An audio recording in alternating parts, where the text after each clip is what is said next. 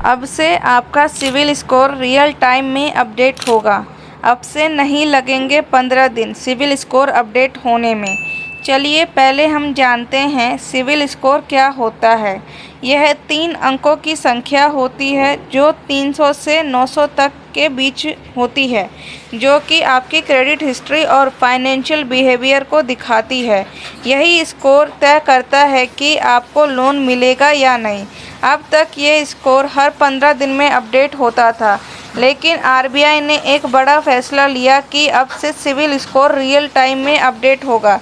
इसका ये मतलब है कि जैसे आप अपनी ईएमआई भरते हैं या लोन चुकाते हैं, उसकी जानकारी तुरंत आपके सिविल स्कोर में अपडेट हो जाएगी।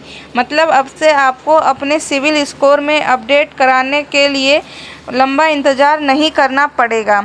आरबीआई के deputy governor M Rajeshwar Rao ने यह भी कहा कि क्रेडिट सिस्टम में ट्रांसपेरेंसी और एफिशिएंसी बहुत ज़रूरी है।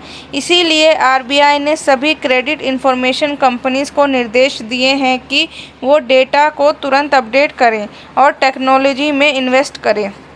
इससे न केवल कस्टमर को फ़ायदा होता दिखेगा, बल्कि बैंक और एनबीएफसी भी रियल टाइम डेटा के आधार पर सही फैसले ले पाएंगे, जिससे फर्जीवाड़ा, पहचान की गलती और डिले जैसी समस्याएं कम होगी। साथ ही आरबीआई ये भी चाहता है कि कस्टमर्स ये समझे कि सिविल स्कोर बनता कैसे है। एग्जाम्पल, अगर आप अपनी ईएमआई टाइम से नहीं भरते हैं या ओला या उबर जैसे सर्विसेज का पैसा टाइम से नहीं भरते हैं, तो उसका सीधा असर आपके सिविल स्कोर पर पड़ता है।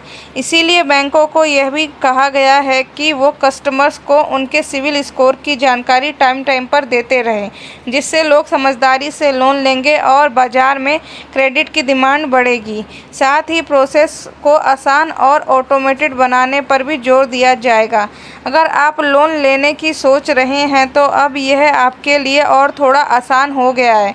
आरबीआई का यह कदम क्रेडिट सिस्टम को ट्रांसपेरेंट, जवाबदेह और यूज़र फ्रेंडली बनाना है। Thank you.